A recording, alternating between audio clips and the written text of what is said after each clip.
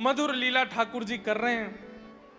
एक दिन मैया की गोद में गए और गोद में जाए के बैठ के बोले, मैया यूं बताए दे तो को दूध प्यारो है कि पूत प्यारो है।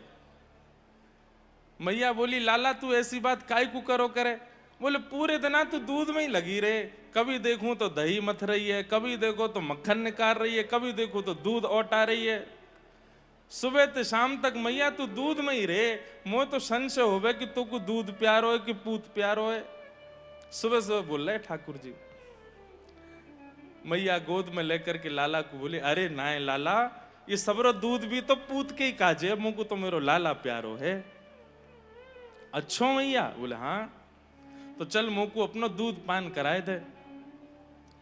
जैसे ही मैया अपने पयोधर का पान कराती है, बंधुओं एक बात हमारी बहुत ध्यान से सुनिएगा। हाँ। जय हो श्री मिथिला धाम की जय। हमारे परम पूजनीय प्रातः स्मरणीय श्री बक्सर वाले पूज्य मामा जी, ऐसे पूज्य मामा जी के ही स्वरूप में जिनका दर्शन हम करते हैं और जिनके भाव से, जिनके कारण पूज्य मामा जी के आज भी बक्सर में अनुभव होते हैं, ऐसे पूज्य महाराज जी हमारे सन्मुख विराजमान हुए हैं। सब श्रोताओं की ओर से, रहवासावासिन की ओर से महाराज जी को बारंबार प्रणाम। यह भी हमारा सौभाग्य था कि महाराज जी ने आज्ञा करके बक्सर भी सेवा करवाई और आज फिर से महाराज जी ने आज्ञा कर दी है कि बक्सर में आपको सेवा करनी है, तो फिर से बक्सर में सेवा के लिए जाएंगे। इतने आनंद से वहां पर श्री सीताराम जी का उत्सव होता है, विवाह उत्सव होता है, देख करके आनंदित हो जाते हैं। हमारी स्थिति परीक्षित जी जैसी है। हमने ठाकुर जी को देखा नहीं, परीक्षित जी ने जैसे नहीं देखा, सुखदेव जी से बस अनुभव करते हैं। ऐसे ही हम भी मामा जी के, पूज्य गुरुदेव भगवान का अनुभव आचार्य चरणों से ही करते हैं। हमें तो महाराज जी मिथिला और पूज्य मामा जी की वाणी गाने का बहुत मन होता है, पर हमारी वाणी में इतनी अच्छे से बैठ नहीं पाती, पर इस बार बक्सर में जरूर गाएंगे। इतना सुंदर वो भाव है। एक महाराज जी वो जब राम जी वाटिका में जाते हैं तो प्रश्वेत के बिंदु आ रहे हैं और उस समय जो लीला वहां दर्शन करने का अवसर मिला इस बार, और पूरा याद नहीं, वो याद है ही नहीं हमको। उसमें एक शब्द ही था बस कि गुलगुलैया ऐसे करके कुछ शब्द था। क्या क्या है? काई छूटे रे राम पसीना। हाँ, उसमें एक वो गुलगुलैया शब्द कुछ था। हाँ, हाथन के लिए कोई उपमा है। हाँ, ऐसे ही। इस बार महाराज जी हम गाएंगे, इस बार अभ्यास करके आएंगे तो वहां जरूर मामा जी की वाणी सुनाएंगे। तो यशोदा मैया कह रही हैं, लाला ये सबरो दूध मेरे लाला के काजे ही तो है, पूत के काजे ही तो है। अच्छो मैया? बोले हाँ। तो चल मुंह को अपना दूध पिवाए दे। ठाकुर जी दूध पान करन लगे। अब ठाकुर जी जब जन्मे हैं, ठाकुर जी जब प्रगटे हैं ब्रज में, तो जड़ चेतन सब ठाकुर जी की सेवा में जाना चाहते हैं, सब सेवा में प्रस्तुत होना चाहते हैं। जैसे ही मैया को दुग्ध पान करन लगे, इतने में ही सामने चूल्हा पे औट रहे दूध, वाने विचार कियो कि आज ठाकुर जी मेरो सेवन नहीं करेंगे, आज ठाकुर जी मोय नाय पान करेंगे।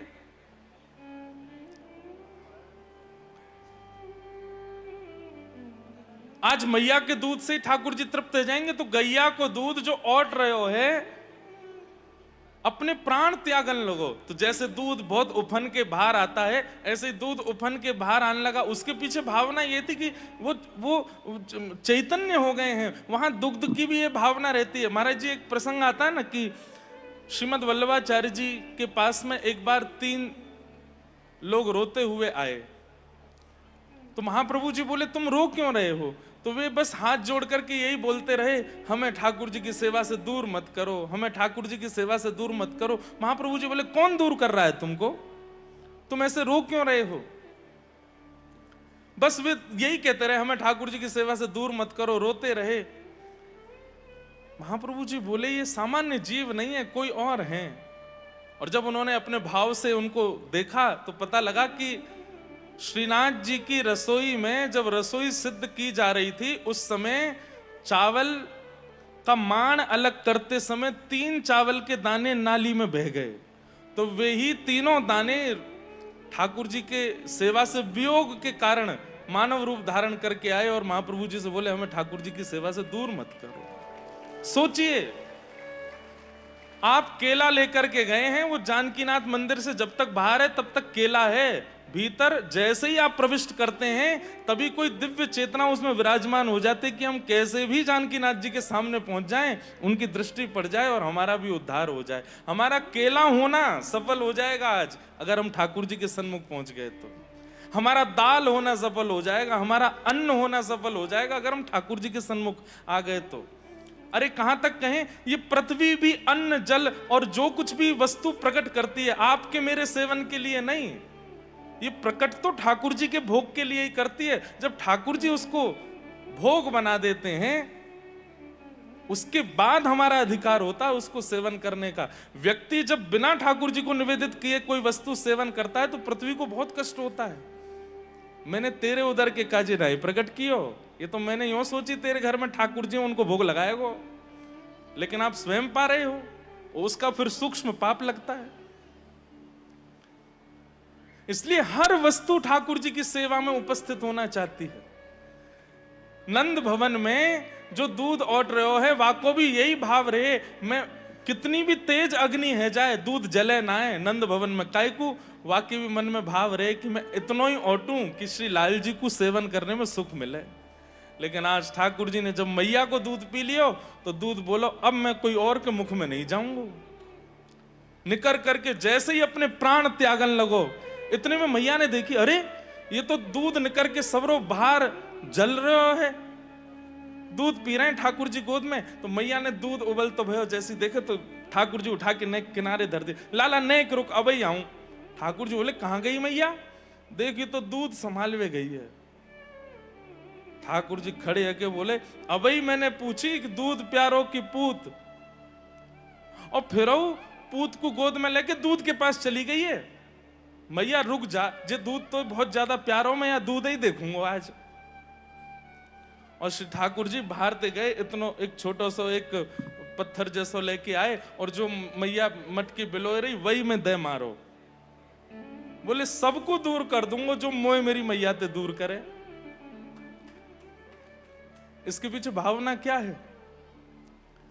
आपके घर के ठाकुर जी आपके लिए आए हैं, लेकिन आप केवल उनको अपनी मनोकामना पूर्ति के लिए पूजते हैं, और जैसे ही कोई कार्य आता है, जैसे ही कोई और विशिष्ट दिखता है उसकी ओर अग्रसित हो जाते हैं। तो ठाकुर जी को बहुत पीड़ा होती है। बोले अच्छा मैं सब कछु छोड़ छाड़ के तेरे काजे आए और तू फिर भी दूसरे इनको प्रमुखता दे रहा है।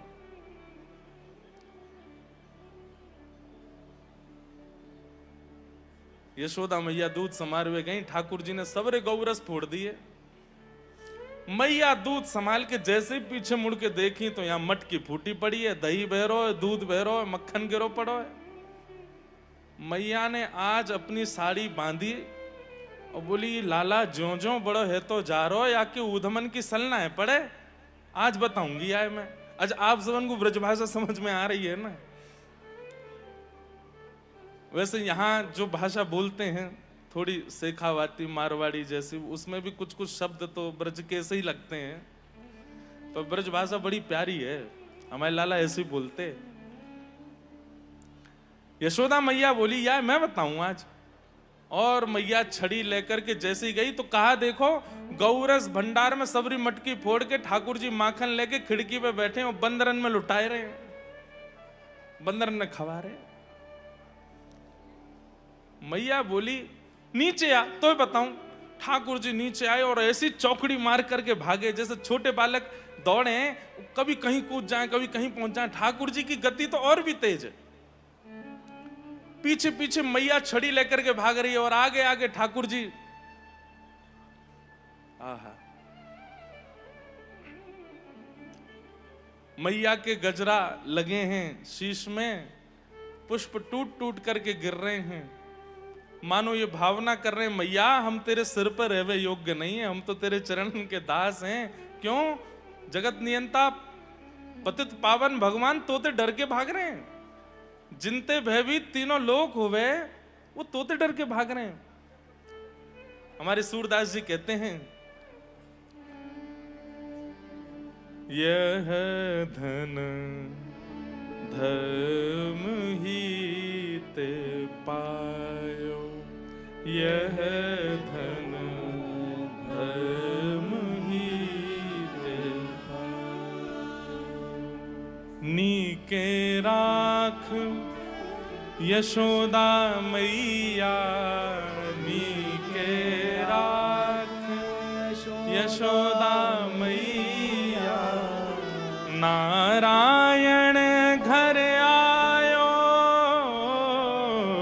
नारायण घर आयो। जो धन परो क्षीर सागर में, जो धन परो क्षीर सागर में, वेदहु पार ना पायो मैया, वेदहु पार ना पायो। धर्म ही ते पायो, यह धन धर्म ही ते। मैया तू जा लाला के पीछे छड़ी लेके भाग रही है, देवता कह रहे आकाश से, वेद भी नेति नेति कह करके पुकारते हैं, हम देवता भी जिनका पार नहीं पा सकते, जो शीर सागर में शेषनाग पर लेटते हैं, वो तेरे घर लाला बन के आए और तू छड़ी लेके भाग रही है उनके पीछे। अरे भैया मैया छड़ी लेकर के भाग रही है ये एक पक्ष है, लेकिन दूसरा पक्ष ये भी तो देखो कि परमात्मा डर के भाग रहा है आगे आगे।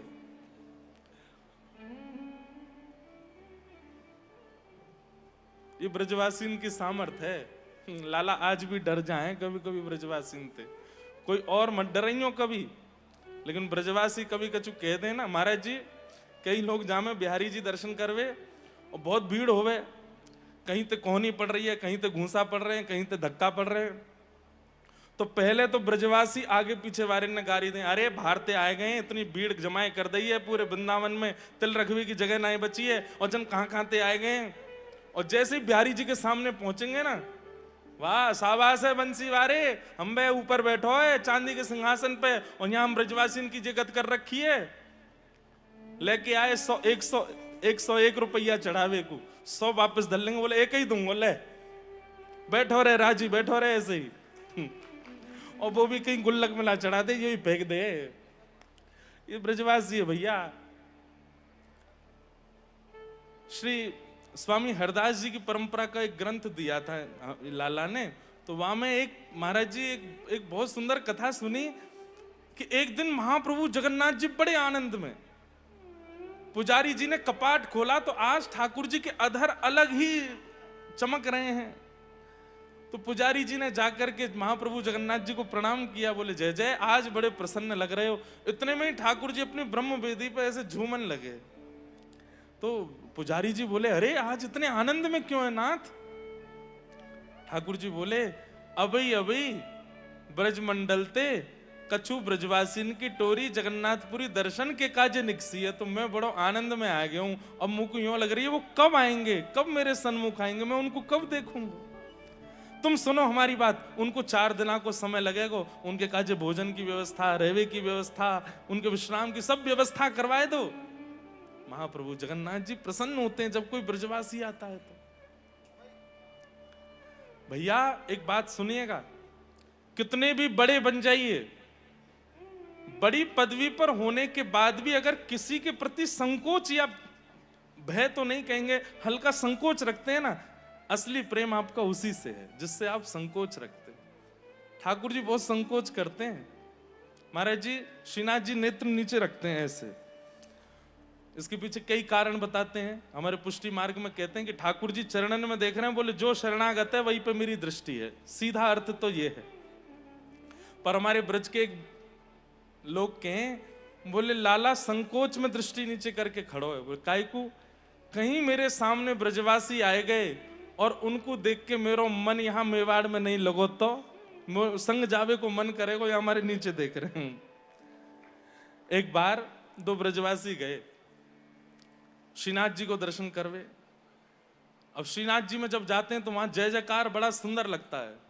कृष्ण कन्हैया लाल की जय, गिरिराज धरण की जय, श्याम सुंदर यमुने महारानी की जय, गुसाई जी परम दयाल की जय, पूछ री के लौटा की हुप हुप। अब जय जयकार है रहे हो, ब्रजवासी आपस में चर्चा कर रहे हैं। बोले हैं रे, इतनी जय जयकार है रही है पर लाला अबऊ नीची दृष्टि करके खड़ो है, ऊपर देखे ही ना रहे हो, या की दृष्टि हम पे पड़ ही ना रही। तो ब्रजवासी मन में सोचे, बोले सबरी जय जयकार कर दें पर वो तो कर ही ना जाते जो खुश हो। बोले कौन सी? बोले संग में बोलो, बोलो वृषभानु के जमाई की। और जैसे ही जमाई की जय बोली, सोई श्री जी बाबा के नेत्र ऊपर है गए, मंद मुस्काए गए। बोले अरे भैया, इन सबरिन में कौन सा आया हो मेरे ससुराल थे। ब्रजवासियों से बहुत प्रेम करते हैं ठाकुर जी, बहुत प्रिय लगते हैं। इसलिए भैया ब्रजवासी ने थोड़े अल्लड़पने में कछु कहू दे ना, इनने ठाकुर जी ना छोड़े तो आप कौन हो। ये ठाकुर जी ना कछु सोचे तो फिर आप कौन हो। जो महाराज जी गाते हैं एक रसिया हमारे ब्रज को, यह वृंदावन की लीला मत जानो आए गुड़ को चीला। वृंदावन की लीला क्या जानो ना गुड़ को चीला। या में ऋषि मुनि गए हार, जपे जा राधे राधे। या में ऋषि मुनि गए हार, भजे जा राधे राधे। ओ वृंदावन धाम अपार, जपे जा राधे राधे। वृंदावन धाम अपार, जपे जा राधे राधे। गाय लो नेक। अरे वृंदावन धाम अपार, जपे जा राधे राधे।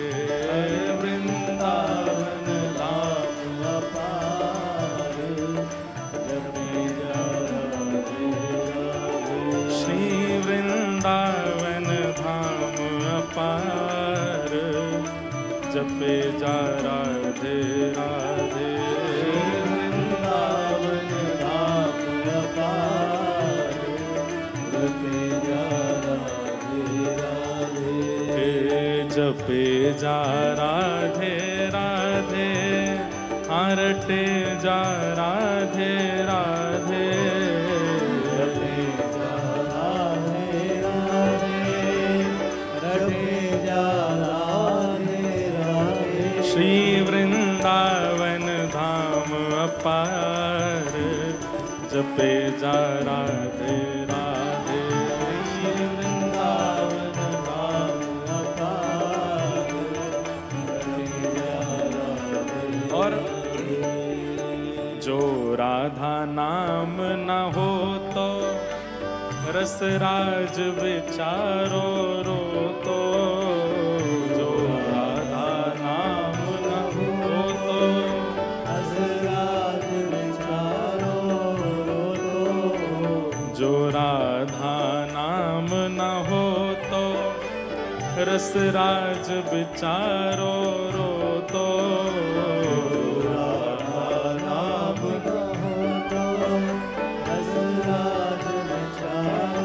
और ओ नहीं होत कृष्ण अवतार, रटे जा राधे राधे। नहीं होत कृष्ण अवतार, जपे जा राधे।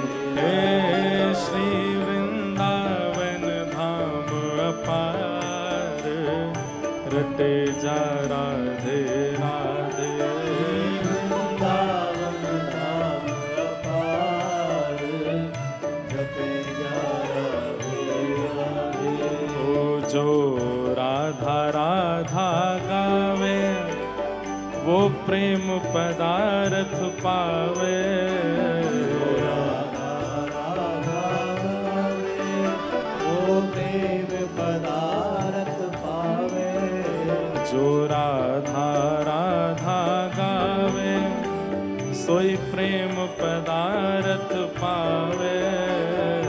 राधा राधा गावे, सोई प्रेम पदार्थ पावे। अरे वाह को है जाए बेड़ा पार, रटे जा राधे राधे। वाह को है जाए बेड़ा पार, रटे जा राधे राधे। श्री वृंदावन धाम अपार, रटे जा राधे राधे।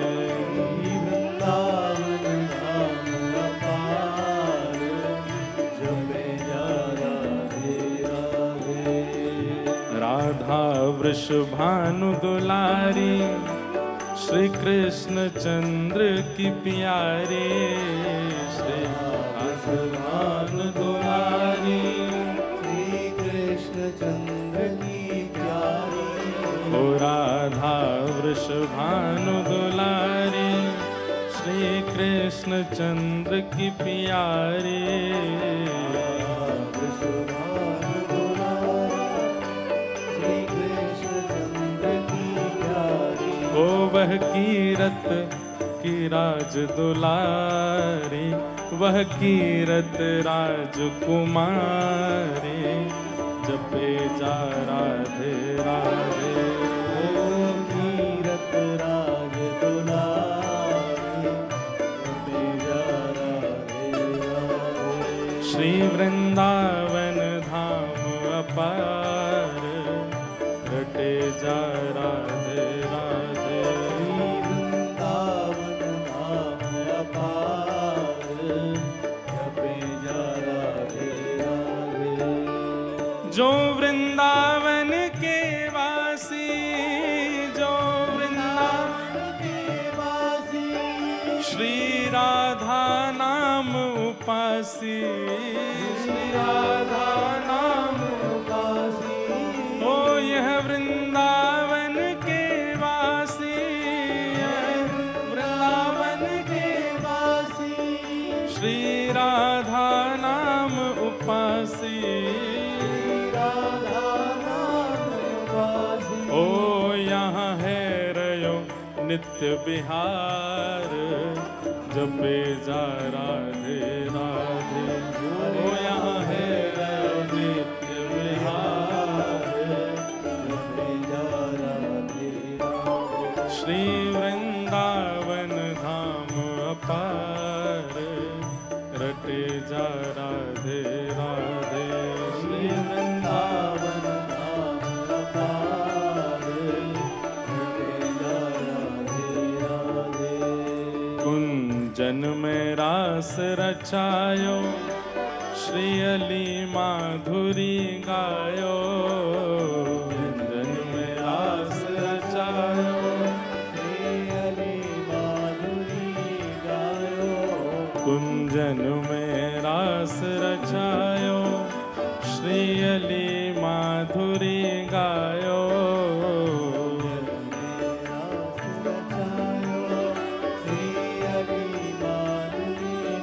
तो वह निरखे नित्य विहार, जपे जा राधे राधे। ओ निरखे नित्य विहार, जपे जा राधे राधे। हे वृंदावन धाम अपार, जपे जा राधे राधे। वृंदावन धाम अपार, जपे जा राधे राधे। श्री वृंदावन धाम अपार, जपे जा राधे राधे। वृंदावन धाम अपार,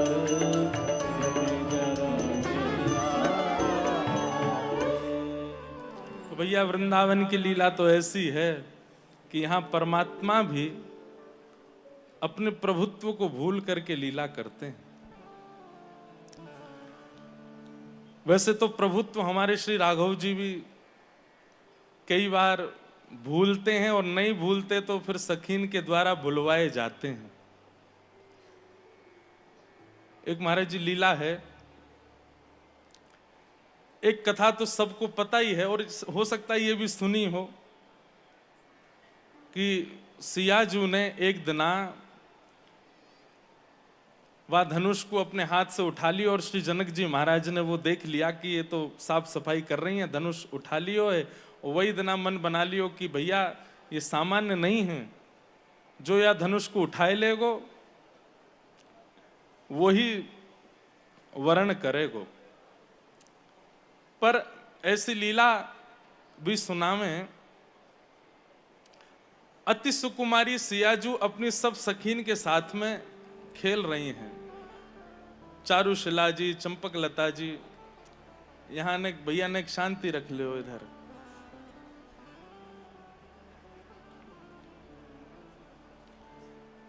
सिया जी सब अपनी सखीन के साथ में खेल रही हैं, और वही समय चंद्रकला जी, चारुशिला जी, लक्ष्मणा जी, सुभगा जी सब सिया जी के पीछे भाग रही हैं। छुआ छाई, जो जामे स्पर्श करें, ऐसा कोई खेल खेल रही हैं। तो सिया जी खेलते खेलते खेलते धनुष के पास पहुंची, और वही के चारों तरफ घूमने लगी। तभी श्री सियाजू की चुनरी की एक छोड़ धनुष के किनारे में अटक गई, जैसे कभी चुनरी कहीं इर्ज जाए, अटक जाए। और जैसे ही चुनरी अटकी है, इतने में ही धनुष अपने स्थान से हिल करके नीचे गिरा, और सिया जी दौड़ रही हैं, और वही में वो धनुष इरज करके पीछे पीछे बस चलती जा रही है सिया जी, और पीछे धनुष भी है, उनको पता ही नहीं चल रही है। धनुष के घर्षण से अद्भुत चिंगारियां प्रकट हो रही हैं, आकाश में बादल गड़गड़ कर रहे हैं, पृथ्वी थोड़ी थोड़ी भूचाल जैसा हो रहा है। महाराज सामान्य धनुष नहीं है। और चारू शिला जी इस दृश्य को देख रही हैं। चंद्रकला जी से जाके कहें, अरे आप सिया जी को रोको, ये क्या कर रही हैं, ये तो धनुष ऐसे इनके पीछे ही चलो जा रहे है। चंद्रकला जी बार बार कह रही हैं, सियाजू सावधान, सियाजू सावधान। तो सीता जी को लगी ये हमको छूना चाह रही हैं, या हमारे सावधान सावधान बोल रही, तो और तेज दौड़ी। अब धनुष महाराज कभी तो कहीं पत्थर में लगे, कभी कहीं करे, पूरे वन में घूमिया ही धनुष पीछे ही लटको भयो है। अब आप विचार कीजिए, हमारी सियाजू को कैसो प्रताप है, उनको कैसो बल है, लेकिन कितनी कोमलांगी है। इतने में ही चंद्रकला जी युक्ति बना करके सिया जी के सामने आई, दोनों भुजा आगे करके बोली, नेक रुको। बोले नहीं, तुम मुझको छुओगे नहीं, छूनो नहीं, पीछे देखो। तो जैसे ही सीता जी ने पीछे देखो, तो धनुष जिस स्थान पर रखा, वहां से लेके जहां तक सीता जी आई, उतने मार्ग में दरार पड़ गई, और धनुष से अद्भुत चिंगारियां प्रकट हो रही थी। सीता जी देख करके घबरा गई। इतने में चंद्रकला जी, चारुशिला जी सब आई। बोले आपको पता ही नहीं चली? बोले ना, मुझको ना पता चली। सबन ने प्रणाम कियो, जय हो हे जनक नंदिनी, कैसो अद्भुत प्रताप है आपको। अब हमारी तो इतनी सामर्थ्य नहीं कि हम उठा के या धर दें, कम से कम उठा के वहां व्यवस्थित तो कर दो। तो सीता जी एक हाथ से उठा में लेकर के गई, वहीं जाके व्यवस्थित कियो। देखिए तो जगह जगह से वो धनुष अब इतना तेज सिया जी घूमी है उसको लेके कि वो जगह जगह से कहीं से थोड़ा खंडित सा भी हो गया है, कहीं से उसमें कुछ निकल भी गए हैं। प्रेम रामायण में ऐसी कथा सुना में। चंद्रकला जी बोली, सिया जी आपको पता है श्री राघव जी आएंगे और वे आपको भंजन करेंगे, तभी आपको विवाह होएगा। बोले हाँ, लेकिन बोले ये साक्षात देवता स्वरूप है, आपके स्पर्श से हिल के गिर गए हो है, कहीं कहीं आप ले गई हैं, कहीं ऐसा नहीं हो कि देवता कहीं मान करके बैठ जाए और फिर बाद में यूं सोच ले हमारा अपमान कर दिया, अब हम राम जी से नहीं टूटेंगे। सिया जी तो बड़ी संकोच में, अगर ऐसा नहीं होना चाहिए, बोले तो फिर रोज पूजा करियो या की। रोज सिया जी जाती हैं, पूजा करती हैं, प्रार्थना करती हैं, हे देवता आप बुरा मत मान जियो, मैंने जानबूझ के नहीं कियो, बस राघव जी जब आए तब टूट जाइयो। रोज प्रार्थना करती हैं। राघव जी जब आए और सबने सुनी है कथा कि महाराज कहते तो ऐसे हैं कि स्पर्श मात्र से धनुष टूट गया। अब राघव जी ने धनुष तोड़ दिया, सिया जी ने माला पहना दी। उसके बाद भरत, शत्रुघ्न जी और श्री दशरथ जी महाराज अयोध्या से मिथिला पधारे।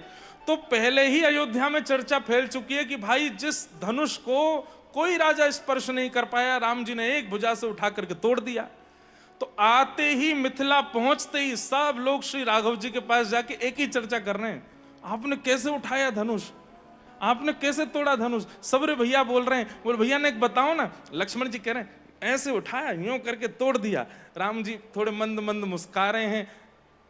इतने में ही चंद्रकला जी दूर से देख रही हैं और चंद्रकला जी के मन में भाव आ रहा है, श्री राघव जी थोड़े इतरा रहे हैं लेकिन खूब सच्चाई बता दें। सुनिए प्रभु इधर आएंगे थोड़े। राम जी इधर गए, बोले हम सबके सामने तो नहीं बोलेंगे लेकिन आपको एकांत में बता देते हैं। बोले क्या? बोले धनुष तो बाल्यकाल में श्री जी के ही लीला से ही जीर्ण शीर्ण हो गया था, वो तो आपकी थोड़ी लाज रखी जाए, थोड़ा आपका स्पर्श होके टूट टाट जाए तो ब्याह संपन्न हो जाए, इसलिए वो व्यवस्थित करके धर दिया था। बाकी तो वो तो पहले ही उसकी जितना बल था, जितनी योजना थी, जितनी सामर्थ्य थी, वो तो श्री जी पहले ही उसको नष्ट कर चुकी हैं। और पूरी लीला बता करके राम जी के चित्त में जो तनिक एक भाव जैसा आ गया कि हमने तोड़ दिया, चंद्रकला जी ने सब समाप्त किया। बल्कि इसके बाद राघव जी की दृष्टि में सियाजू के प्रति और प्रेम हो गया। वो जितनी कोमल हैं, वो जितनी सरल हैं, वो जितनी सहज हैं, पर भीतर उतनी ही योग्यताओं से परिपूर्ण है। और उसका परिणाम यह हुआ कि जब दीपावली का अवसर आया, सब लोग लक्ष्मी पूजा कर रहे थे, राघव जी नहीं कर रहे हैं, राघव जी बैठे हैं। इतने में सखी ने जाके पूछी, सब भैया भी बैठे हैं, सब पिताजी माताजी सब लोग लक्ष्मी पूजन कर रहे हैं, राघव जी आप नहीं करेंगे? बोले नहीं, हम बैठे ना दूर बैठ के दर्शन कर रहे हैं। बोले नहीं नहीं आप भी आगे चलें, आप ज्येष्ठ पुत्र हैं, आप पिताजी के बगल में बैठे। तो ठाकुर जी सखीन से विनोद भाव में कहें, हम तो अपनी महालक्ष्मी का पूजन करेंगे, ये सब करके चले जाएं, वाके बाद महालक्ष्मी को पूजन करेंगे। बोले महालक्ष्मी कौन? बोले जिनके बारे में आप बता रही थी, जिनकी चुनरी के एक भाग से धनुष इर्ज करके पूरे नगर में भ्रमण कर आई, वो तो हमारी महालक्ष्मी तो वही है ना, उन्हीं की कृपा से हमने धनुष तोड़ा है, तो हम तो उन्हीं की पूजा करेंगे, सीता जी की। और श्री राघव जी चंद्रकला सखी से कहते हैं आप व्यवस्था करो। क्या? बोले सहस्त्र पुष्प हमको अर्चन में करने, आप सहस्त्र पुष्पों की व्यवस्था करो और कहीं बाहर से मत मंगवाना, नहीं तो लोग बाग पूछेंगे कहाँ जा रहे हैं, 1000 पुष्प, तो सबको पता चलेगी तो कहीं सब लोग विनोद ना करने लगे, इसलिए आप किसी को बताना नहीं और 1000 पुष्प हमारे कक्ष में भिजवा दो। हम महालक्ष्मी श्री जानकी जी हमारी महालक्ष्मी है, गृह लक्ष्मी, उनकी पूजा करेंगे। चंद्रकला जी ने सारी व्यवस्था कर दी और व्यवस्था के बाद राम जी से बोली, बोले पूजा के लिए पंडित जी तो चाहिए, वो कहाँ से बुलाएं? बोले कि बाहर के पंडित जी मत बुलाना, नहीं तो विनोद करेंगे। राम जी बड़े संकोची हैं। चंद्रकला जी से बोले आप ही हमारी ब्राह्मणी बन जाओ, आज तो आप ही करवा दो।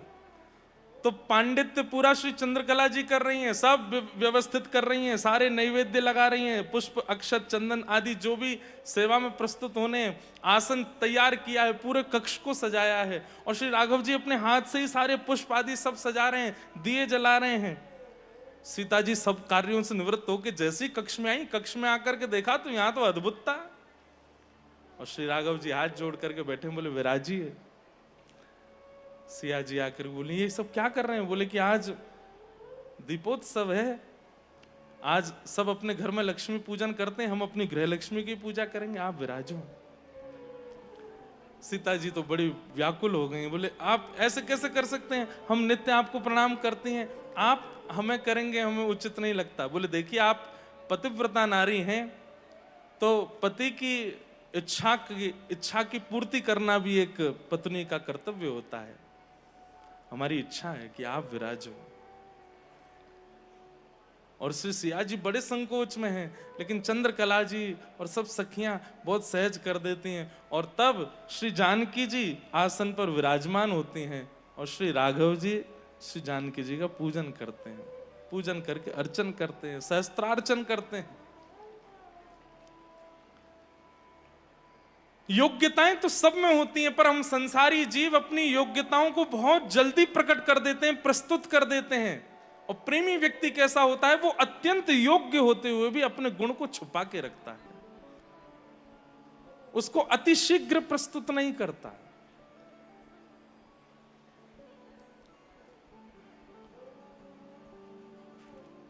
ठाकुर जी परम प्रवीण हैं, परम योग्य हैं, लेकिन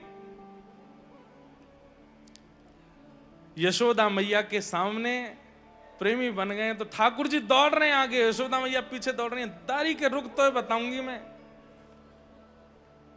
थोड़ी देर बाद जब मैया हांफन लगी, थक गई, एक वृक्ष के पीछे जाके मैया जैसे ही रुक गई, वहां थक करके जोर जोर से हांफन लगी, तो दूर एक वृक्ष के पीछे जाके ठाकुर जी देख रहे हैं मैया को, और वहीं से कह रहे हैं, मैया कहां भयो?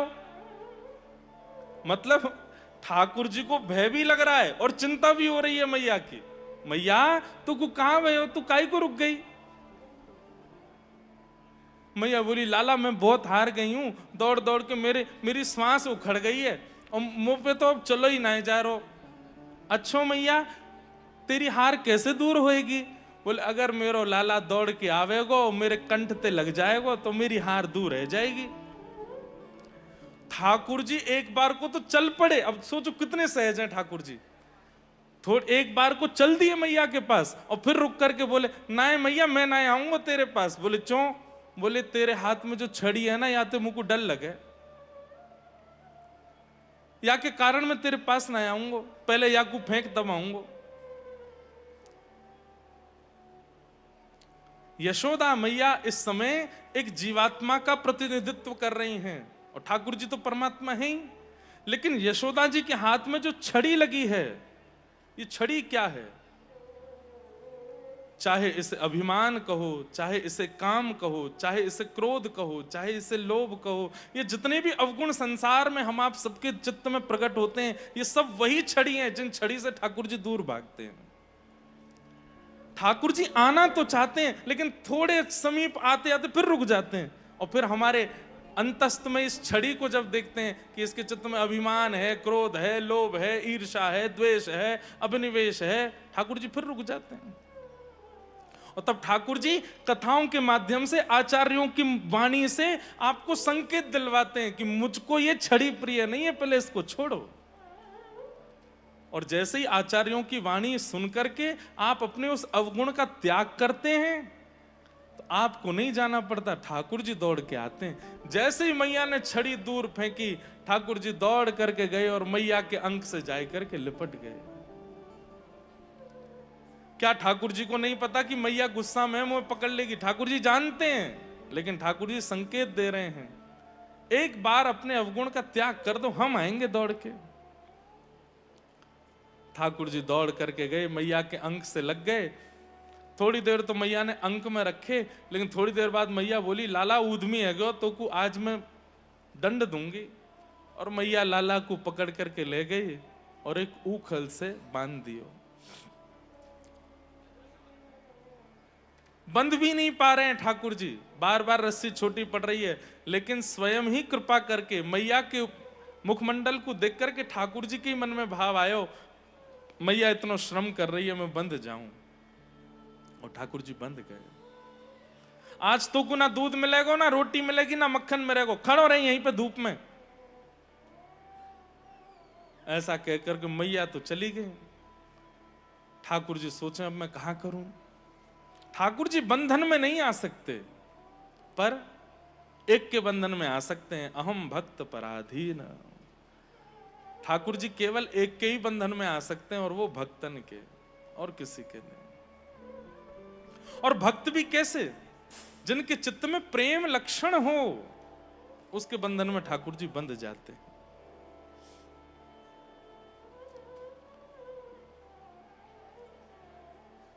गोपाल भट्ट गोस्वामी जी श्री राधा रमन लाल जी को वृंदावन में विराजमान कर गए। ठाकुर जी आज भी उसी परिपाटी से अपनी सेवा करा रहे हैं। क्यों? आज भी स्मरण करते हैं श्री गोपाल भट्ट गोस्वामी का और उसी भाव से ही सेवा कराते हैं। श्री गोविंद देव जी आज भी रूप गोस्वामी के भाव से अपनी सेवा कराते हैं। सब संत, सब भक्त अपनी भावना से ठाकुर जी की सेवा करते हैं और ठाकुर जी उस भाव से स्वीकार करते हैं। जय। सिय पिय प्यारी अवध बिहारी, जय जय श्री अग्रदास बिहारी।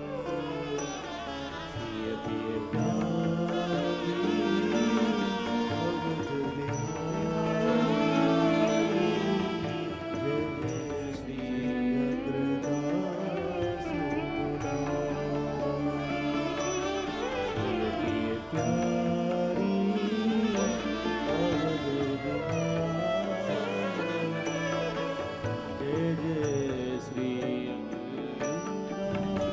बिहारी।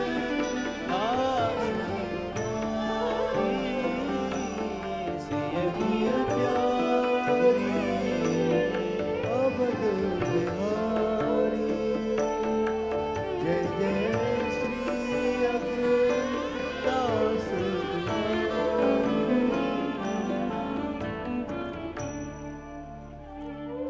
बोलो वृंदावन बिहारी लाल की। हमारे श्री वृंदावन के सुदामा कुटी के पूज्य महाराज जी, परम पूज्य प्रातः वंद्य श्री सुतीक्ष्ण दास जी महाराज पधारे हैं। पूज्य महाराज जी को बारंबार वंदन प्रणाम।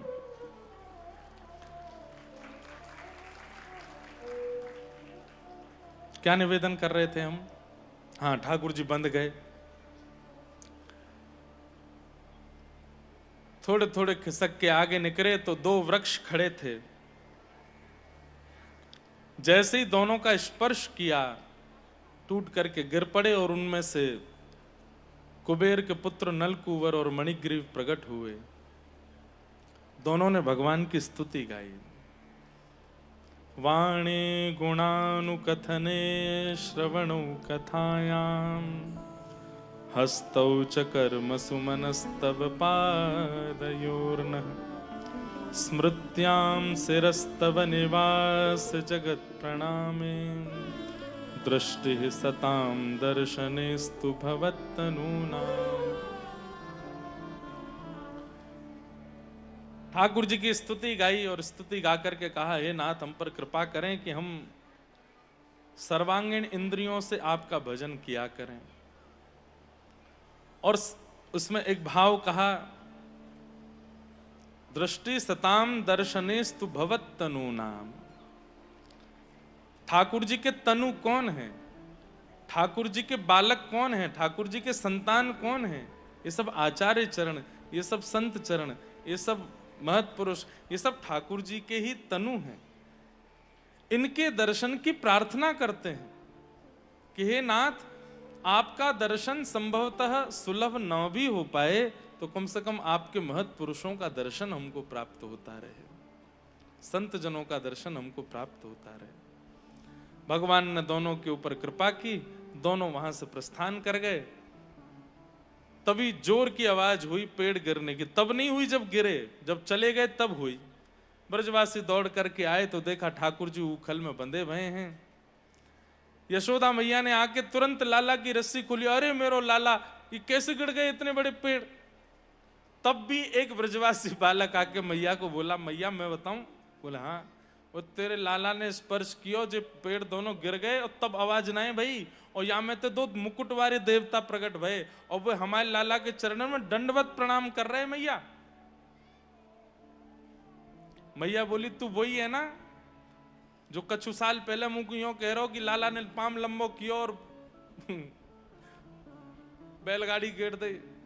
मैं था चोरा बोलो हाँ मैया वो हूं तो वही। बोले तो भूल गो मैंने कहा दियो बात है ना, उल्टी सीधी बात ने बनावे नेक सो मेरो लाला इतने बड़े पेड़न ने गिर देखो। अरे मैया मैं सांची कह रहा हूं, मैंने अपनी आंखन ते देखो। यशोदा मैया हृदय से लगा ले लाला है और नंद बाबा ते के अब हम यहाँ ना रहेंगे, अब तो चलो यहाँ ते।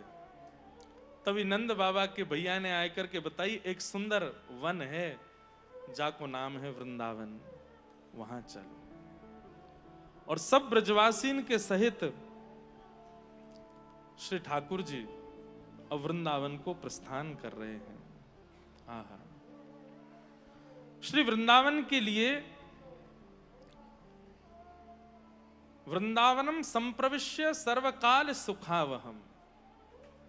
ठाकुर जी को वृंदावन अति प्रिय लगता है, हर प्रकार से ठाकुर जी को सुख प्रदान करने वाला है श्री वृंदावन। इसलिए ठाकुर जी इतने प्रसन्न हैं जब से नंद यशोदा लेकर के निकले हैं वृंदावन की ओर। क्यों? क्योंकि वृंदावन स्वयं किशोरी जी के हृदय से प्रकट है।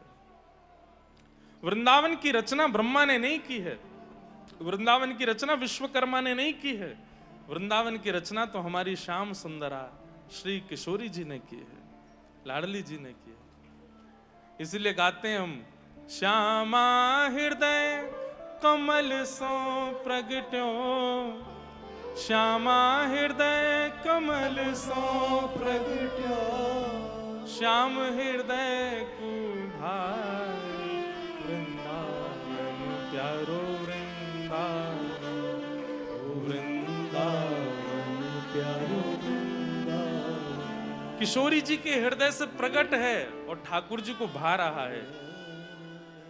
इसलिए ठाकुर जी को अति प्रिय है, क्योंकि वृंदावन की संरचना श्री किशोरी जी ने की है, स्वयं अपने हस्त कमलों से वृंदावन को प्रकट किया है। वृंदावन में विराजमान एक एक कण किशोरी जी की कृपा से है। यत्र प्रविष्टो सकलोपि जंतु आनंद सच्चिद घनताम उपैति। वर्णन करते हैं कि एक छोटा कीट भी अगर वृंदावन में प्रवेश करता है तो वो भी सच्चिदानंद परमात्मा का स्वरूप है। ऐसा श्री वृंदावन धाम, वहां ठाकुर जी पहुंचे। पहुंच करके ठाकुर जी ने अद्भुत लीलाएं वृंदावन में प्रारंभ की। वृंदावन आकर के सबसे पहले ठाकुर जी ने अघासुर नाम के एक दैत्य का वध किया। यह अघासुर सर्प के रूप में आया था और इतना विशाल मुख खोल करके मार्ग में पड़ा था कि ब्रजवासी बालकन को लगन लगी, सब सखान को लगी ये तो कोई सुंदर गुफा है। और अपने सब बछड़ा बछियान ने लेकर के वह गुफा के भीतर प्रवेश कर गए। ठाकुर जी बोले ये कोई गुफा तो नहीं हो सकती है। जब तक ब्रजवासी ग्वाल बाल सब प्रवेश कर रहे तब तक तो सब ठीक, लेकिन जैसे ही ठाकुर जी ने प्रवेश कियो, अघासुर ने अपना मुख बंद कियो और जैसे ही जहर प्रकट करन लगो मुख में जाए करके सब ब्रजवासी इनको वध करन लगो। इतने में ठाकुर जी वाके कंठ में पहुंचे और कंठ में जा करके ठाकुर जी ने अपनी दोनों भुजा ऊपर करके इतना अपने शरीर को विशाल किया कि बीच से अघासुर फट गया और उसका वध हो गया। सब ब्रजवासी की रक्षा है गई। लेकिन यहां भाव यह आता है कि सब ब्रजवासी बालकन ने, सब सखान ने ये बात अपने अपने घर में जाए के 1 साल बाद कही। और 1 साल बाद जाए करके सब ग्वाल बाल कह रहे मैया तो पता आज कहा भयो? बोले कहा भयो? बोले आज लाला ने एक सांप मारो। तो बोले 1 साल का समय क्यों लगा? ठाकुर जी सब ग्वाल बालों के बीच में बैठे हैं। वैसे तो कहते हैं कि सब अचेत हो गए थे, लेकिन ठाकुर जी ने अपनी कृपा से पुनः सबको चैतन्य किया और सब ग्वाल बाल बैठे हैं। ठाकुर जी बीच में बैठ गए हैं और बीच में बैठ करके सब ग्वाल बालन से ठाकुर जी कह रहे हैं चलो प्रसाद पामेंगे। कितना सुंदर ठाकुर जी का वन भोज का स्वरूप है। विभ्रद वेणुम जठर पटयो श्रांग वेत्रे चकच्छे, वामे पाणौ मृषण कवलम तत्फलम लांगुलीषु, तिष्ठन् मध्ये स्वपरशुहिदो हासयन् नर्मभिस्मे स्वर्गे लोके मिषति विभुजे यज्ञ बुक्पाल के लिए। हमारे मन में ये भाव आता है इस श्लोक को, प्रसंग को सोच करके महाराज जी, कि ठाकुर जी को हमेशा हम व्यवस्थित भोग निवेदित करते हैं, कटोरी में दाल, वहां में सब्जी, ऐसे करके सब ठाकुर जी के सन्मुख रखते हैं। कभी कभी जैसा यहाँ वर्णन है वैसे भी ठाकुर जी को प्रसाद पवाना चाहिए। एक सुंदर बड़ो रोटला बनाओ, वही मैंने एक सब्जी धर दो, वही मैंने एक चटनी धर दो, वही मैंने एक अचार धर दो। ठाकुर जी कैसे बैठे? बोले विभ्रद वेणुम जठर पटयो श्रांग वेत्रे च कच्छे। ठाकुर जी ने अपने एक भुजा के नीचे तो वेणु दबा रखी है और दूसरी भुजा के नीचे गैयान को बुलावे वाली श्रृंगी दबाई रखी है। अपने हाथ के मध्य में ठाकुर जी चटनी लेकर के बैठे हैं और उंगलियों के बीच में विविध विविध प्रकार के अचार लगा रखे हैं। यहाँ टेंटी को अचार है, यहाँ नींबू को अचार है, यहाँ आम को अचार है। दूसरे हाथ में ठाकुर जी ने रोटी ले रखी है, एक रोटी पामें फिर एक अचार चाटें, फिर एक रोटी पामें फिर एक चटनी चाट लें, और फिर सामने बैठे जो ग्वाल वाले हैं उनसे कहें, अरे तू खा ले के आयो? मैं तो लाला गोभी को साग लाऊं, ला चल खवाए दे मोकू। वो अपने हाथ से खवावे, ठाकुर जी वाको पाले। तू खा ले के आयो? लाला मैं तो आलू को झोल लाया हूं, चल चल जल्दी पवा मोकू कैसो है।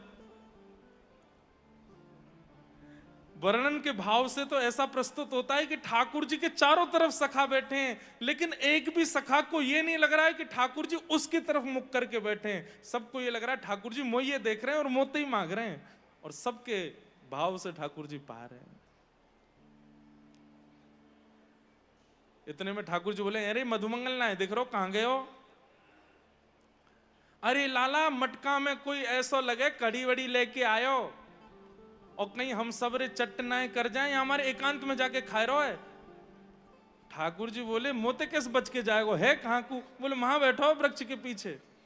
ठाकुर जी दौड़ करके गए तो जाके देखो मधुमंगल पूरा घड़ा मुक्ते लगाए के सब चप चप पीतो जा रहो। ठाकुर जी बोले, अरे मोते बचाए रहो दिखे कि कहीं मैं ना खा लूं तेरी कढ़ी है, मैं ना मांग लूं, या हमारे एकांत में बैठ के पान कर रहा है। मधुमंगल ना लाला ऐसी बात ना। तो कैसी बात है? वो 3 दिना की बासी कढ़ी हती खट्टी है गई। अब लाला तू तो राजा को लाला है, तेरे घर तो रोज नयो भोजन बने, हम तो एक बार मैया कढ़ी बना दे, 2-2 दिनान तक वही में करनो पड़े। लाला ऐसी बात ना है, अब खट्टी कढ़ी है तो को नहीं पिवाऊंगो, अब तू तो कोमल है लाला, या को तू माने ना है, जिद करके खा ले, और कहीं खावेगो तो को कहीं संकोच में बोलेगा ना, और तो कहीं दिक्कत भई तो, या मैं लाला मैं तो एकांत में सब रोज चट कर रहा हूं।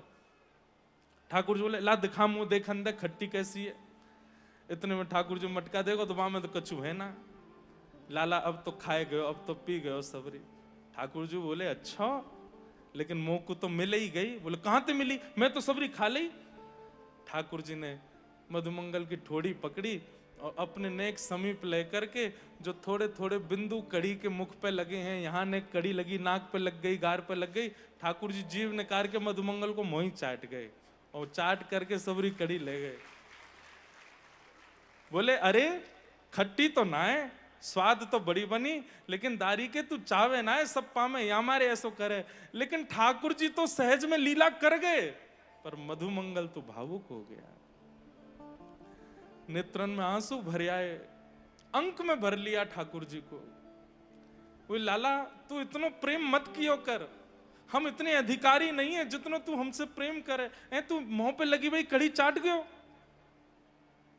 तो तू मेरो मित्र ना है, मैं ना ही चाट सकूं? वो ना लाला बात वो ना है, कल को अगर तू बड़ो है गयो और तो में ज्यादा योग्यता आ गई, कहीं तू हमसे दूर है गयो तो तेरे वियोग में हम कैसे रहेंगे? तू इतना प्रेम मत करे कर।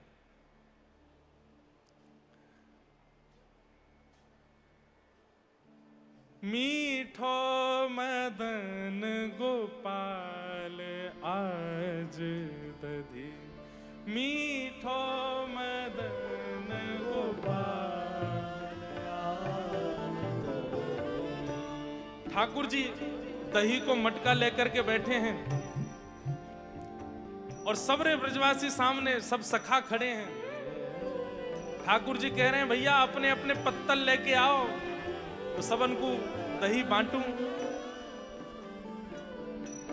ठाकुर जी दही निकाल करके और नेक देखें, ब्रजवासी कहें लाला तू नेक या को भोग लगाए दे। तो ठाकुर जी नेक चाट चाट के सबन को देते जा रहे हैं और सब पाए रहे हैं और प्रेम से कह रहे हैं, बोले लाला ए सो दधी हम कबहू न चाखो, ए सो दधी हम कबहू न चाखो, ए सो दधी हम कबहू न चाखो, ए सो दधी हम कबहू न चाखो। ए सुन गोकुल के नाथ आज दधी, सुन गोकुल के नाथ हे मीठो मदन गोपाल आज दधी, मीठो मदन गोपाल। बोल बाल कृष्ण लाल की जय। बहुत सुंदर पद है।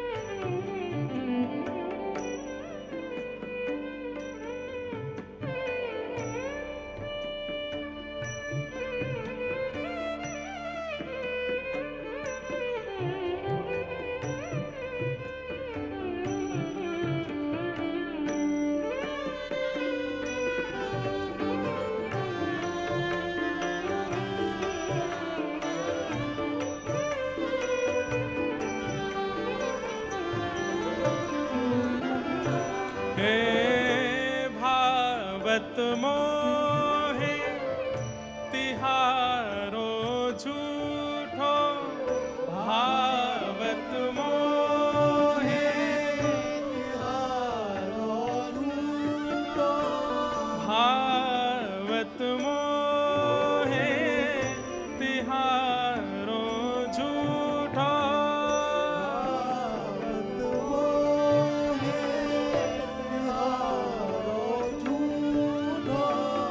चंचल नयन विशाल आज दधी, चंचल नयन विशाल। और इस पद की एक प्राण लेने वाली एक पंक्ति है, जिस पंक्ति को गा के सुन के अनुभव करके चिंतन करके बस रोम रोम पुलकित हो जाता है। ठाकुर जी सबको अपनो झूठो कर करके दही बांट रहे हैं और सब प्रेम से पा रहे हैं, इतना स्वाद लग रहा है सबन को। लेकिन इतने में ही सबरो दही पूरा है गयो। अब बांटवे के काजे दही बचो नहीं है, लेकिन अभी सखा तो रह गए। सबरे सखा रोन लगे, लाला हम तो पीछे खड़े रह गए और सबरो दही तेने बांट दिया, हमको तो मिला ही नहीं। ठाकुर जी बोले कितने बचे हो? सखा बोले हम 5 रह गए हैं भाई, और पूरा तेने मटकाते निकार निकार के सबरो दही दे दी, और अब हम का पामे? ठाकुर जी बोले 5 रह गए हो ना? बोले हाँ।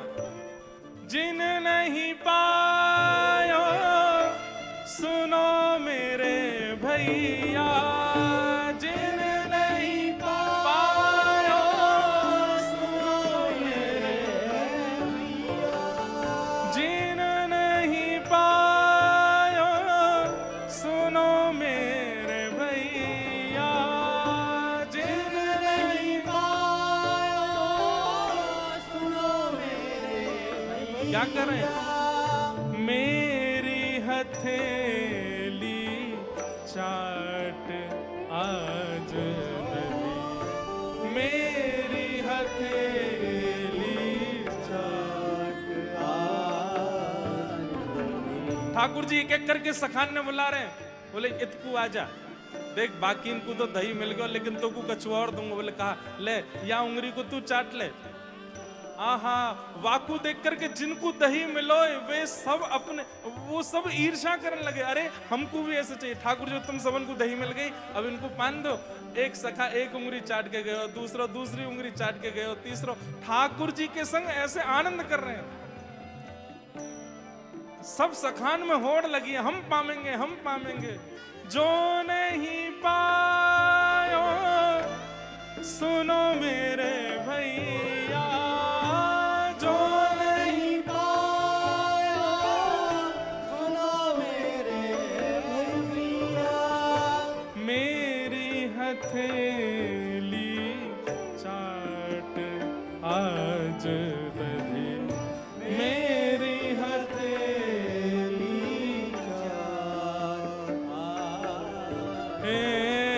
आपुन खात खबाबत ग्वालन, आपुन खात खबाबत ग्वालन, मानस लीला रूप, मानस लीला हे परमानंद प्रभु हम सब जानत, परमानंद प्रभु हम सब जानत, तुम त्रिभुवन के भूप आज दधि, तुम त्रिभुवन के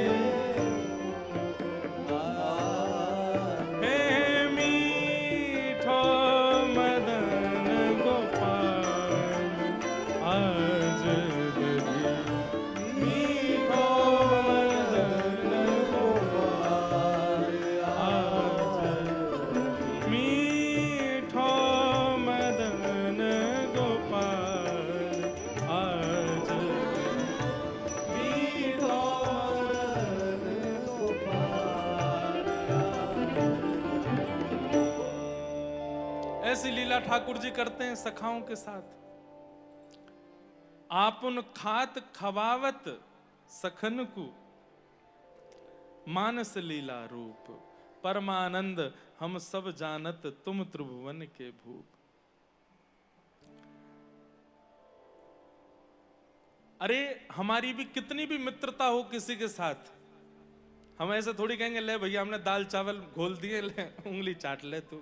हम ऐसा कभी ना कर सके। कितना भी घनिष्ठ मित्र हो उसको अपनी थाल में भी चलो खिला लिया आपने, पर अपने हाथ को कैसे दे दोगे? पर ठाकुर जी की मित्रता देखो, सखत्व देखो, और ये प्रेम देखो। इसको देख करके आकाश में ब्रह्मा जी की बुद्धि घूम गई। बोले ये परमात्मा नहीं हो सकते, ये भगवान नहीं हो सकते। हम लोगों के लिए इतने आचार विचार बना दिए, हम लोगों के लिए इतने नित्य नियम बना दिए, शुद्धता अपरसता जाने क्या क्या सब भाव प्रकट कर रखे हैं। नहाओ धो 3 बार संध्या करो, गायत्री ये करो, आदि आदि करो, तब जाकर के इनके स्पर्श के अधिकार मिलते हैं।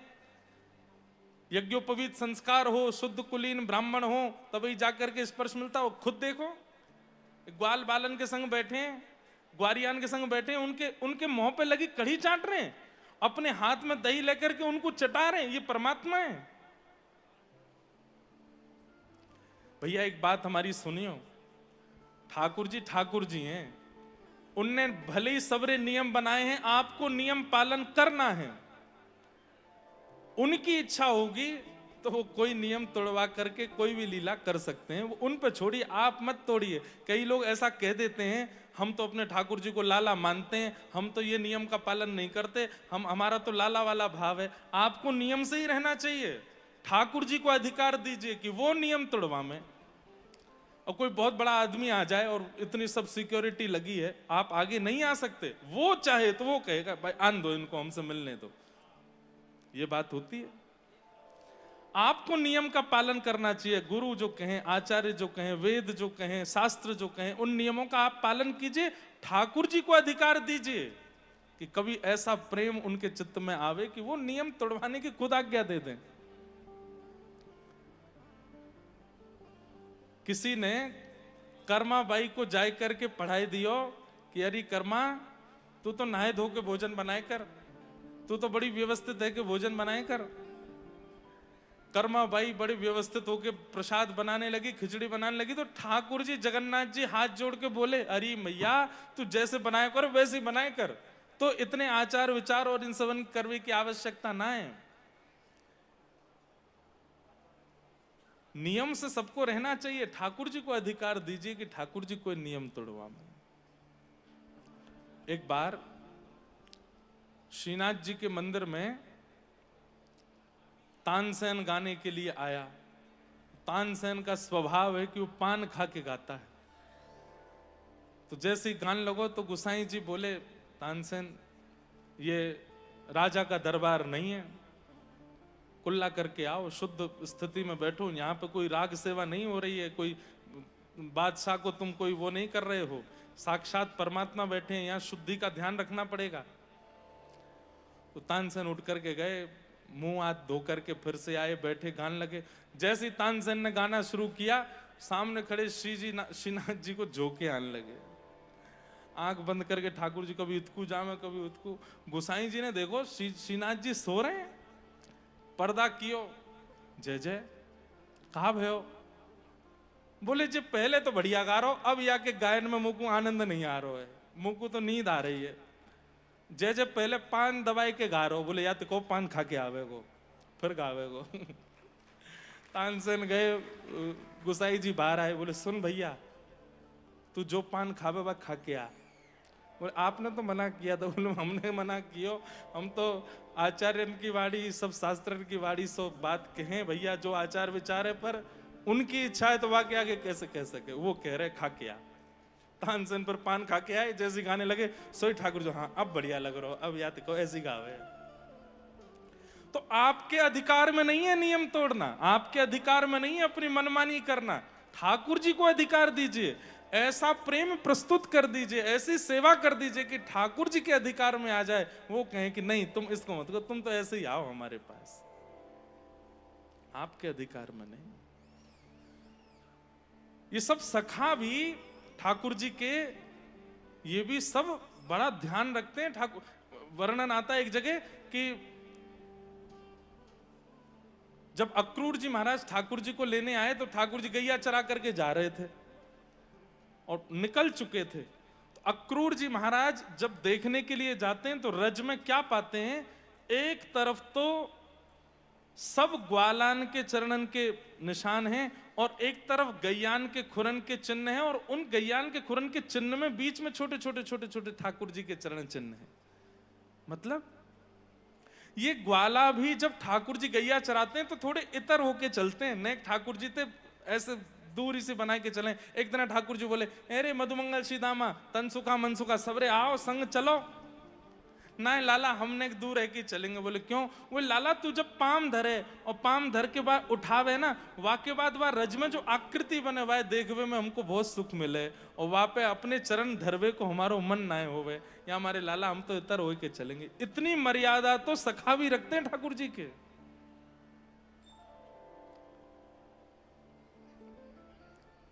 और ठाकुर जी के मन में आए गई तो फिर सबरे नियम तोड़वा देंगे, वो जैसे चाहेंगे वैसे करवा लेंगे। ब्रह्मा जी के चित्त में भाव आया कि ये परमात्मा कैसे हो सकते हैं। ग्वाल बालों का हरण करके चले गए। ठाकुर जी ने देखा ग्वाल बाल सब हमारे कहाँ गए, तो पता चला कि ब्रह्मा हरण करके ले गए। तो ठाकुर जी ने अपने स्वरूप से ही समस्त ग्वाल बालों को प्रकट कर दिया। 1 वर्ष तक ठाकुर जी ही ग्वाल बाल बनकर के ब्रज में विचरण करते रहे। यहां ब्रह्मा जी के चित्त में आया कि मैं देखूं तो सही कि वो भैलूपिया कृष्ण व्याकुल हो रहा होगा अपने ग्वाल बालों के विरह में। नीचे आकर के जैसे ही देखने लगे तो क्या देखा, जिन ग्वाल बालों का हरण करके ले गए वो सब तो विचरण कर रहे हैं, वो सब वैसी लीला कर रहे हैं जैसे पूर्व में थी। ब्रह्मा जी समझ गए, बोले एक व्यक्ति की दूसरी कृति बनाने की सामर्थ्य तो मेरी भी नहीं है, जुड़वा बालक भी होते हैं तो थोड़ा अंतर तो होता है। एक जैसा दूसरा स्वरूप बनाने की सामर्थ्य तो ब्रह्मा में भी नहीं है, एक जैसी दूसरी कृति बनाने की सामर्थ्य तो केवल परमात्मा है। जो ग्वाल बाल हरण किए वे तो ब्रह्मलोक में है, ये नीचे कैसे आ गए? निश्चित ही ठाकुर जी की कृति है। मुझसे अपराध हो गया है और मुझे क्षमा मांगना चाहिए, पर क्षमा ऐसे कैसे मांगू? ग्वाल बालों को लाके अर्पित करके फिर क्षमा मांगूंगा। ब्रह्मा जी जैसे ही ब्रह्मलोक की तरफ मुड़े, यहां ठाकुर जी ब्रह्मा जी से पहले ही ब्रह्मलोक पहुंच गए और ब्रह्मा जी बन करके गए। और ब्रह्मा का रूप धारण करके ठाकुर जी गए और जाकर के द्वारपालों से बोले, आजकल हमारे बहुत बहलूपिया घूम रहे हैं, कोई दूसरा ब्रह्मा आवे तो आप उसको भगा देना यहां से। ठाकुर जी जाकर के ब्रह्मलोक में बैठ गए। अब असली ब्रह्मा जी जब पहुंचे, द्वारपालों ने रोक दिया। ब्रह्मा जी बोले, आप हमें क्यों रोक रहे हैं? बोले, हमें पता है तुम बहलूपिया हो, असली तो भीतर बैठे हैं। ब्रह्मा जी बोले, भैया दूसरा ब्रह्मा बनने की सामर्थ्य भी केवल उन्हीं में है। बोले, मैं नकली ब्रह्मा हूं, मैं स्वीकार कर रहा हूं, लेकिन जो असली ब्रह्मा बैठे एक बार उनसे दर्शन करा दो। ठाकुर जी के समीप गए। सबको तो वे ब्रह्मा के रूप में दिख रहे थे, लेकिन ब्रह्मा जी को साक्षात शंख चक्र गदा पद्मधारी चतुर्भुज रूप में दिख रहे थे। ब्रह्मा जी ने चरणों में प्रणाम किया। नो मिड्यते ब्रवपुषे टडिदंबराय गुंजावतम सपरिपेच्छल सन्मुखाय वन्यस्त्रजे कवलवेत्र विषाण वेणु लक्ष्मश्रिये मृदुपदे पशुपांकजाय। ब्रह्मा जी ने खूब सुंदर स्तुति गाई। उच्छेपणं गर्भगतस्य पादयो किं कल्पते मातुरदोक्षजागस। ब्रह्मा जी एक निवेदन करते हैं ठाकुर जी के चरणों में। जब इतनी देर स्तुति गाते रहे और ठाकुर जी के मुखमंडल पर बिल्कुल प्रसन्नता नहीं देखी, तब ब्रह्मा जी कहते हैं, बोले, नाथ, जिस प्रकार गर्भ में विद्यमान बालक, मां के गर्भ में विद्यमान बालक कभी गर्भ में कुछ क्रिया करता है, तो क्या गर्भ धारण कर रही मां उससे नाराज हो जाती है? अरे गर्भ में बालक कभी हाथ चलावे, पैर चलावे, और उससे अगर मां को पीड़ा होती है, तब भी मां अपने गर्भ के बालक पर नाराज नहीं होती, उसको आनंदित करती है, उसको एक छोटे बालक की किलोल मान करके स्वीकार करती है। हे नाथ, ये पूरा विश्व आपके गर्भ में विद्यमान है, और इस पूरे विश्व के साथ साथ ये ब्रह्मा भी आपके गर्भ में है। नाथ, यदि मुझसे थोड़ा सा अपराध बन गया तो आप उससे नाराज क्यों हो गए? कृपा करिए नाथ, मुझसे नाराज मत होइए। ब्रह्मा जी ने स्तुति गाई, पर ठाकुर जी ने ब्रह्मा जी को क्षमा नहीं किया। बहुत सुंदर स्तुति प्रकरण है। फिर ब्रह्मा जी ने एक दो प्रश्न भी किए हैं यहां पर। ब्रह्मा जी कहते हैं कि हे नाथ, आपने स्तनम दत्वाप सदगतिम, पूतना को आपने सदगति प्रदान की, क्योंकि आपने उसके पयोधर का पान किया और उसको वो गति प्रदान की जो यशोदा मैया को प्राप्त होनी चाहिए। पर मैंने इतने दिन तक ग्वाल बाल बछड़ा बछिया सबका हरण किया, और इतने दिन आप ही ग्वाल बाल बछड़ा बछिया बन करके रहे। इन रूपों में आपने कितनी गैयाओं के पयोधर का पान किया, थन का पान किया, छोटे छोटे ग्वाल बाल हैं, उन सबके भाव से गोपीन के साथ भी आप बाल भाव से रहे हैं। अब नाथ, इतनों को कैसे आप यशोदा मैया की गति प्रदान करेंगे?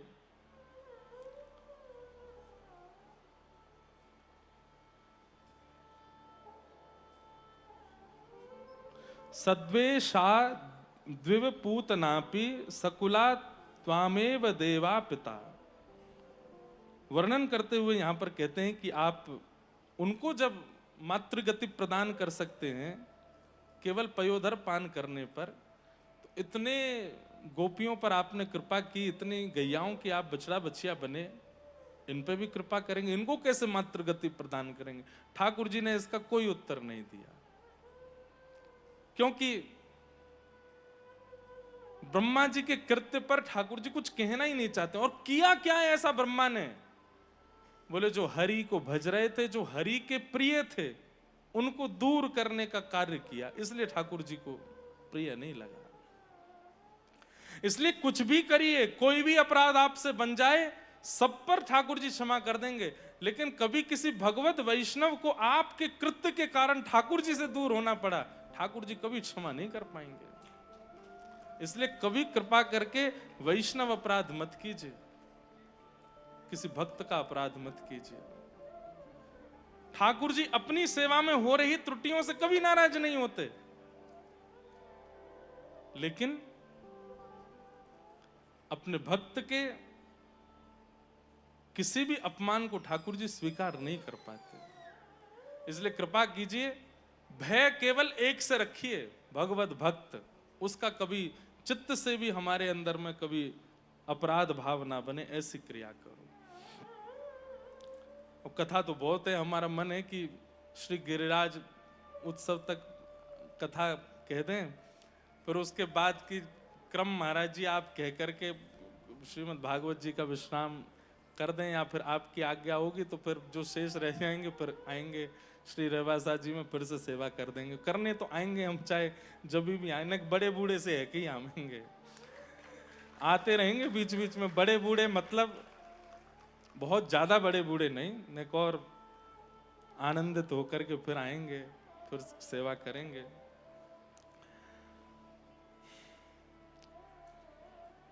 भगवान की अद्भुत फिर लीलाएं प्रारंभ हो गईं। ठाकुर जी जिद करने लगे, मैं तो गैया चरावे जाऊंगा। मैया ने कृपा करके, अभी इतनी सुंदर सुंदर लीलाएं, मन तो होता है कि हम कहें, एक एक भाव सुना दें। ठाकुर जी रोने लगे, मैया मैं गैया चरावे जाऊंगा। तो इतने में बाबा ने आके निधान किया, बोले लाला एक काम कर, गैया नहीं तू बछड़ा बछियान ने चरावे चलो जा। तो जैसे ही ठाकुर जी, आज प्रथम गोपाष्टमी है, मैया ने तिलक किया है लाला को, श्री सांडिल्य मुनि आए हैं, आकर के सब लाला की विधि विधान करिए। लाला पहली बार गैया चरावे जा रहे हो आज। गौ चारण के लिए ठाकुर जी जैसे तैयार रह रहे हैं, तो मैया ने छोटी छोटी पनैया पहनाई है लाला को, पादुका पहना दें। ठाकुर जी बोले मैया जी कहा कर रही है?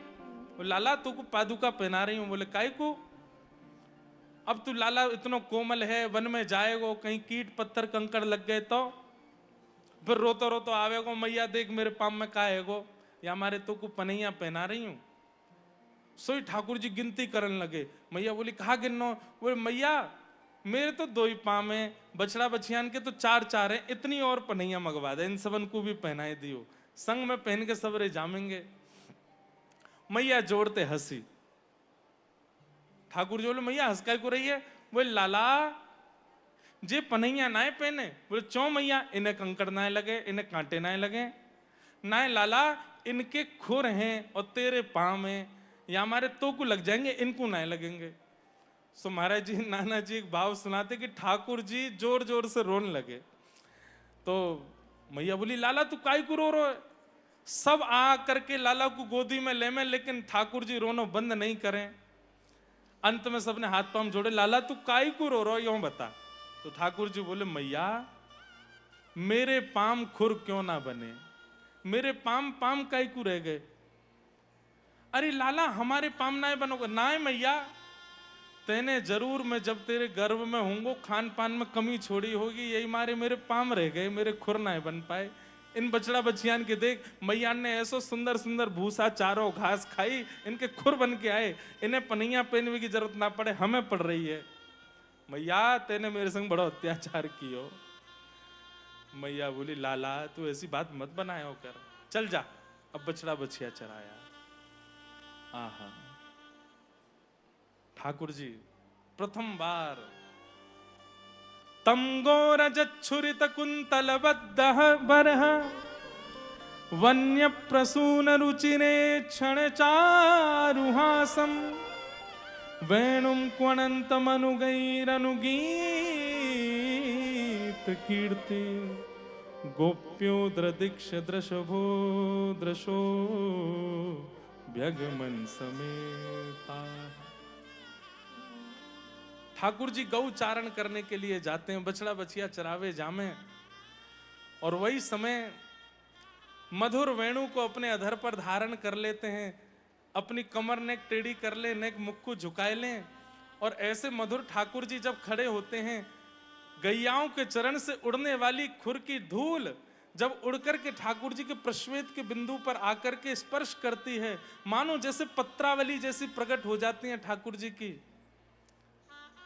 दूर से गोपियां जब इस छवि का दर्शन करती हैं, अनुभव करती हैं, चिंतन करती हैं, गोप ग्वाल जब इस छवि का दर्शन करते हैं, हमें लगता है कि पत्रावली का सर्वप्रथम श्रृंगार गैयाओं ने किया ठाकुर जी का। गैयाओं के मन में आती है कि लाला को मैया सजावे, मैया सब काम करे, हमारा तो कोई अधिकार ही नहीं मिल पावे, हम तो लाला की सेवा कर ही नहीं पावे। आज सब गौ घेर करके ठाकुर जी को चल रही हैं, और तभी देखती हैं कि ठाकुर जी के मुखमंडल पर प्रश्वेत आ रहे हैं, छोटे छोटे पसीने के बिंदु आ रहे हैं। तभी गैया नेक दूर जाए करके अपने खुरन को जोर जोर से रज में मारन लगे, और तभी वो रज उड़ करके जावे, और कोई ऐसे नहीं कि एक बिंदु यहाँ एक कहीं और है, बिल्कुल जैसे पत्रावली एक के बगल में एक, एक के बगल में एक, ऐसे सुंदर सुंदर सुंदर सुंदर पत्रावली ठाकुर जी के मुखमंडल पर प्रकट है जाएं। आज जब गैया चरा करके लाल जी वापस लौटे, और मैया जैसे ही द्वार पर ठाकुर जी को देखवे जावे, मुखमंडल पर ऐसे सुंदर पत्रावली देख करके मैया के लाला जी श्रृंगार तेरो कौन ने कियो? ठाकुर जी बोले मैया कोई ने नहीं कियो, गैया सब दौड़ रही भाग रही, उनकी खुर की रज मेरे मुखमंडल पे लग गई है। मैया ने वो स्वरूप देख करके ठाकुर जी की बलैया ली, और वादना से मैया ने नित्य स्वरूप बनाना प्रारंभ किया, नित्य चंदन घिसके, और ठाकुर जी को ऐसी पत्रावली बनावे जैसे गैयान ने बनाई। तब से ठाकुर जी को अति प्रिय है पत्रावली का श्रृंगार। चंदन को तो हम अर्पित करें, पर ठाकुर जी तो हमारे चीत स्वामी जी गाते हैं, भीमपला से,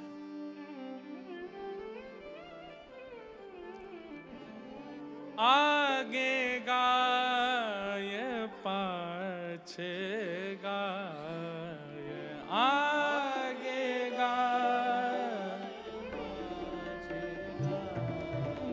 हे आगे गाय पाछे गाय, आगे गाय पाछे गाय, इत गाय उत गाय, इत गाय उत गाय, गोविंद को गायन में, गोविंद को गायन में, हे बसी वो ही भावे, बसी वो ही भावे, आगे गाय पाछे गाय, आगे गाय पाछे गाय, गायन के संग धावे, गायन के संग धावे, गायन में सचु पावे, गायन में सचु पावे, गायन की खुर रज, गायन की खुर अंग लपटावे,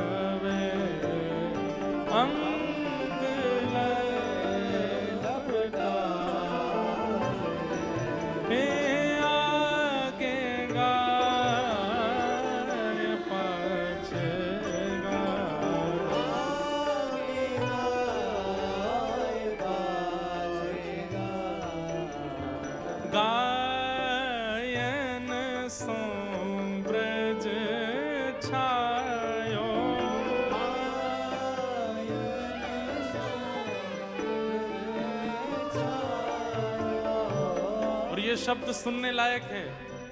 इन गैयाओं के बीच चलते फिरते और रहते हुए ठाकुर जी को इतनो प्रेम है लगो। वैकुंठ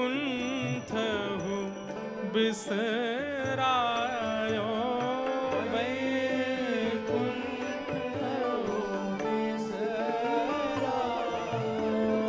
गायन के हेत गिरी, गायन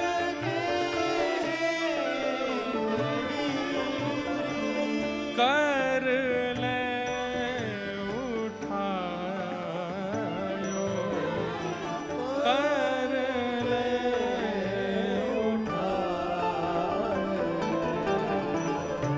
छीत स्वामी गिरधारी, छीत स्वामी गिरधारी, विठलेश वपुधारी, विठलेश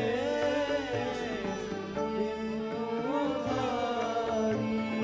ग्वारिया को भेष धरे, ग्वारिया को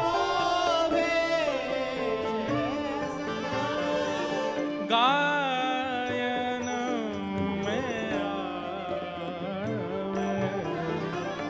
गायन में आवे, हे आगे गाय पाछे गाय, आगे गाय पाछे गाय, आगे गाय पाछे गाय, आगे गाय पाछे गाय। गौचारण ठाकुर जी करते हैं। चीत स्वामी जी वर्णन करते हैं ठाकुर जी को कितनी प्रिय है गैया। ठाकुर जी की लीला चल रही है, धीरे धीरे